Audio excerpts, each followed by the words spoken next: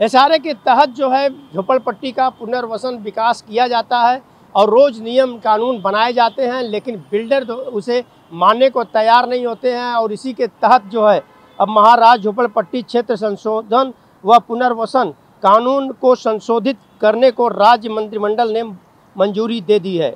और इसमें महाराज झोपड़पट्टी क्षेत्र संशोधन निर्मूलन व पुनर्वसन अधिनियम 1971 में 3 प्रावधानों को संशोधित किया जाएगा। इस संशोधन के बाद राज्य में झोपड़ा धारकों को किराया नहीं देने वाले बिल्डरों से राज्य सरकार राजस्व कानून के तहत वसूली करेगी। झोपड़पट्टी पुनर्वसन योजना में झोपड़ा धारकों को संक्रमण शिविर में रहने की व्यवस्था में वैकल्पिक निवास देने के बजाय किराया दिया जाता है, लेकिन झोपड़ा धारकों को बिल्डर कई बार किराया अदा नहीं करते। इसलिए ऐसे बिल्डरों से बकाया वसूली के लिए 33B में प्रावधान किया गया है। स्वेच्छा से पुनर्वसन परियोजना में शामिल न होने वाले झोपड़ा धारकों के लिए विस्तृत प्रक्रिया भी 33B में समाविष्ट की जाएगी।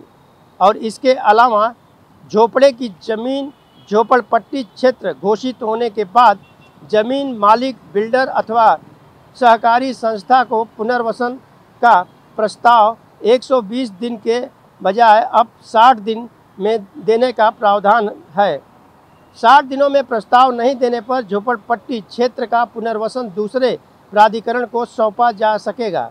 और इसके लिए कानून की धारा 15A में संशोधन किया जाएगा। वहीं मुंबई महानगर क्षेत्र में झोपड़पट्टी पुनर्वसन योजना को सरकारी अर्ध सरकारी महामंडल प्राधिकरण अथवा स्थानीय निकाय द्वारा संयुक्त भागीदारी के तहत शुरू करने के लिए 30 दिनों में आश्रय पत्र देने के बाद जमीन को 30 साल के लिए किराए पर उपलब्ध कराई जाएगी। इससे योजना को लागू करने के लिए बैंक अथवा वित्तीय संस्थाओं से और आर्थिक सहायता मिलना संभव हो सकेगा। इसके लिए कानून की धारा 15A में संशोधन किया जाएगा। और बिल्डरों की मनमानी के चलते इसी के कारण अब यह जो है मंत्रिमंडल ने इसे जो है संशोधित किया है।